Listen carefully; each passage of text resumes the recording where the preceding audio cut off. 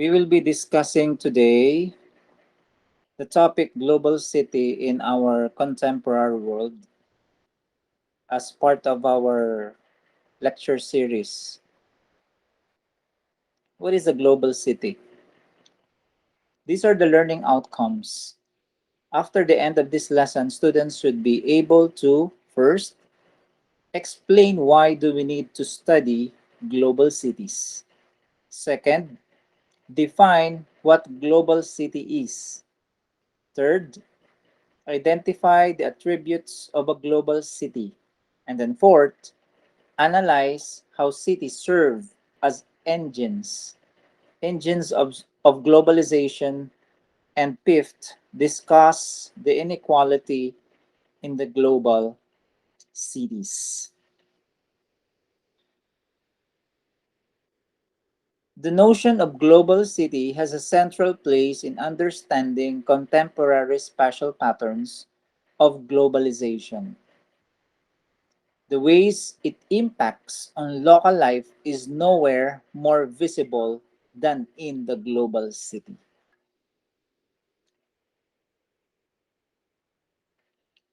Why do we need to study the global cities? Globalization is special because, first, it occurs in physical spaces. Second, what makes globalization move is the fact that it is based on places. So this is the percentage living in the urban areas. In From 1950, we have 30% of people living in the urban areas. And then 2014, we have 54%. And in the next 29 years, 2050 will be 66%. A lot of people are living in the urban areas. In the 2050, it will be 66%. That is the prediction based on our sociologists. In defining the global city, according to Saskia Sassen identified three global cities. A sociologist, Saskia Sassen, identified three global cities. Number one, we have New York. Number two, London. And number three, Tokyo. All of which, these three are hubs of global finance and capitalism. Why they called global cities. Global city is the main physical and geographic playground of the globalizing forces. In this space of population, concentration, and mixing, the global flows of people, capital, and ideas are woven into the daily life experiences of its residents. These are the indicators for globality. First, the foremost characteristic is economic power.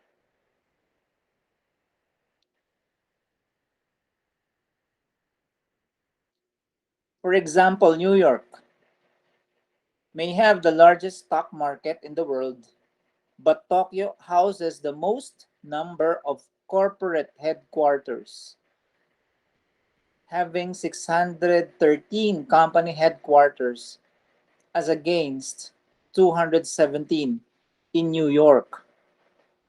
Maybe the standard or the cost of living in New York is very costly, while in Tokyo it is average. Another one, as foremost characteristic is economic power, is Shanghai. It may have a smaller stock market compared to New York and Tokyo, but it has the world's busiest container port, moving over 33 million container units in 2013.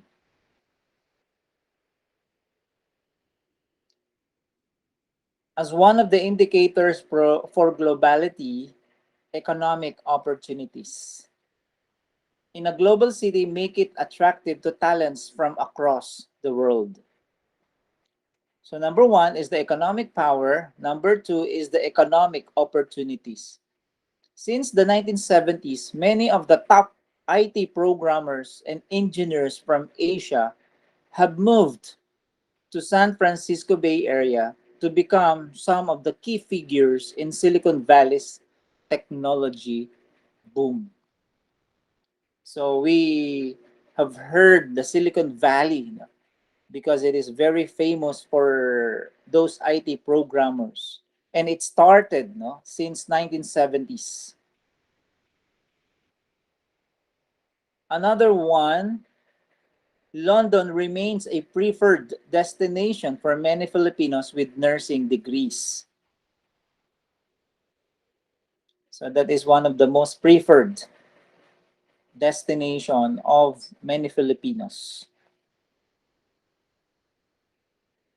Number three, to measure the economic competitiveness of a city, the Economist Intelligence Unit has added other criteria like market size, purchasing power of citizens, size of the middle class, and potential growth. So when we say the market size, it depends upon the citizens' purchasing power.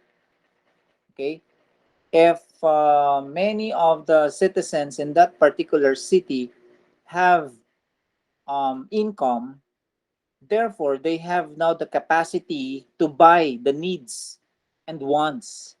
So they have the purchasing power. Okay, and then the other one is the size of the middle class. The middle class are the people who are working. They are the working group and the potential for growth as one of the measure indicators for globality measure the economic competitiveness of a city. The tiny Singapore is considered Asia's most competitive city because of its strong market, efficient and incorruptible government, and livability. It also houses the regional offices of many major global corporations. Another indicator for globality, it is also the centers of authority. Global cities are also centers of authority. Example, Washington DC may not be as wealthy as New York, but it is the seat of American state power. Its major landmarks are the White House, the Capitol building, which is the Congress, the Supreme Court, Lincoln Memorial, and the Washington Monument. So that is the Washington, D.C. Another global city as also centers of authority. Compared with Sydney and Melbourne, Canberra is a sleepy town and not attractive to tourists. But as Australia's political capital, it is the home to the country's top politicians, bureaucrats, and policy advisors. So remember, it's Canberra. It is not famous like Sydney and Melbourne, but it is the sleepy town and Australia's political capital because most of the bureaucrats and policy advisors are actually staying in that place. And another indicator for globality, fifth indicator, the cities that house major international organizations may also be considered centers of political influence. Like, for example, in New York, the headquarters of the United Nations, in Brussels, headquarters of the European Union, in Jakarta, not just capital of Indonesia, but also the location of the headquarters of the ASEAN, and then Frankfurt, where the European Central Bank is located. So these are considered centers of political influence. And then sixth indicator, finally global cities are centers of higher learning and culture. In New York City, where we can find New York Times, in Boston, where we can visit the Harvard University, in Australia, having leading English language universities, in Los Angeles, the center of American film industry, in Copenhagen, one of the culinary capitals of the world, Manchester, prominent post-punk and new wave bands hailed in this city, and then Singapore as house of the region's top TV stations and news organizations. Cultural diversity, a key marker of the global city and a consequence of human mobility and migration, usually detected on the surface as a cosmopolitan feel. The global city's natives encountering and engaging daily with a variety of immigrants and visitors. So we have people who are already residing there. They are considered the natives, and the people who have been immigrant or visitors who are working in that place for season or for permanent status. Okay? So we can experience the diverse culture in that particular global city. The results are cosmopolitan consumption, cosmopolitan work culture, global networking, and global transnational community relations.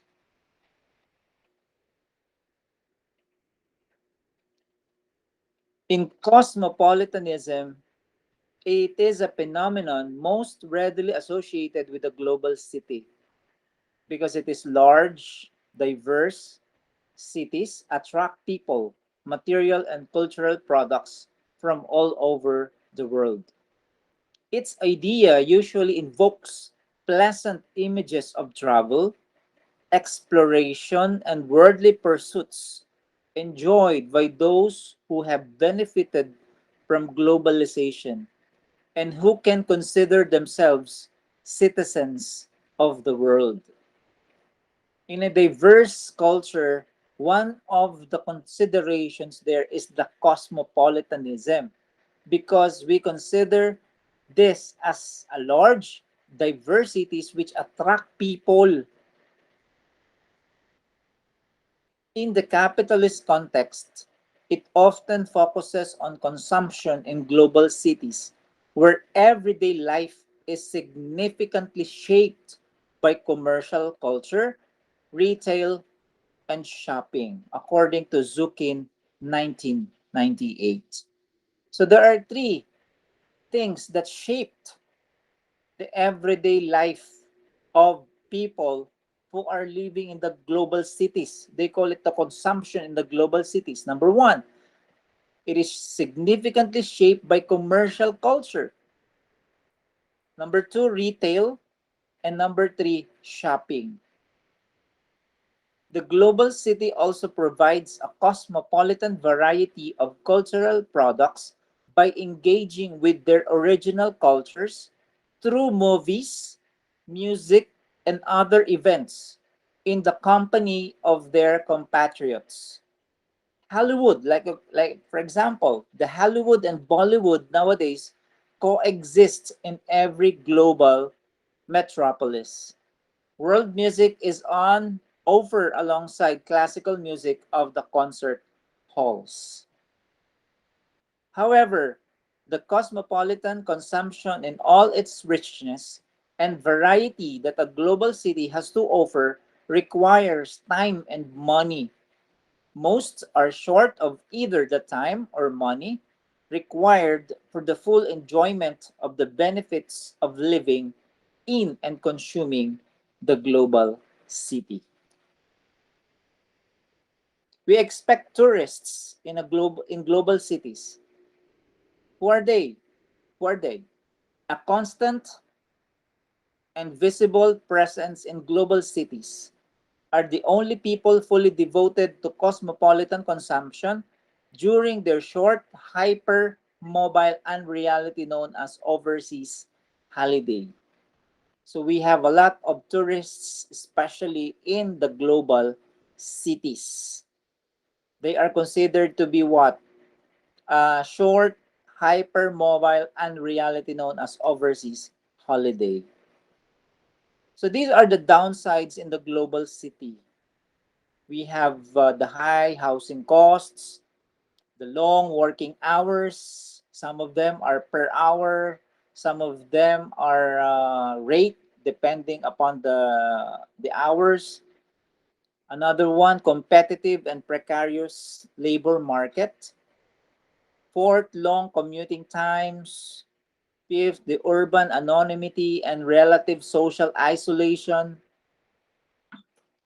And then we have the fear of strangers and crime after dark. We have the residential hypermobility and challenges of neighbor lines and multiculturalism. So these are the downsides, these are the disadvantages in the global city.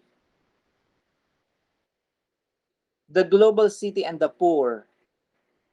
The rich grow richer and the poor get poorer through the egalitarianism of exchange.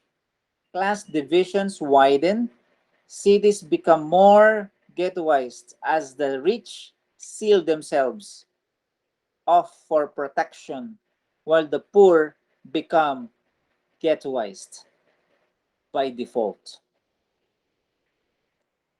As a city attracts more capital and richer residents, real estate prices go up and poor residents are forced to relocate to far away but cheaper areas. This phenomenon of driving out the poor in favor of the newer, wealthier residents is called gentrification.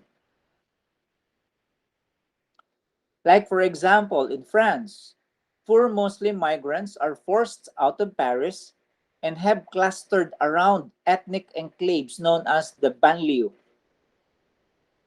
In places like New York, there are high rolling investment bankers whose children are raised by Filipina maids. And globalization creates high income jobs that are concentrated in global city. A large global city may thus be a paradise for some, but a purgatory for others. Global city, a dream and a nightmare. Global city attracts migrants and visitors, but it does not accept all newcomers with the same welcome and it does not treat all its residents with the same benevolence. Globe-trotting business people and highly paid professionals may be living a cosmopolitan dream, while mostly hidden from sight in the global city are its marginal dwellers. Global cities' marginal dwellers are sweatshop workers, poorly paid labor in the gray economy. They are the asylum seekers. They are undocumented immigrants. They are women trafficked for sex work. They are drug dealers and addicts. And they could be the homeless. In conclusion, global cities are sites and medium of globalization. They are material representations of the phenomenon. They are places that create exciting fusions of culture and wealth. However, they remain sites of great inequality where global servants serve global entrepreneurs. Thank you very much. Thank you for listening. May God bless you all.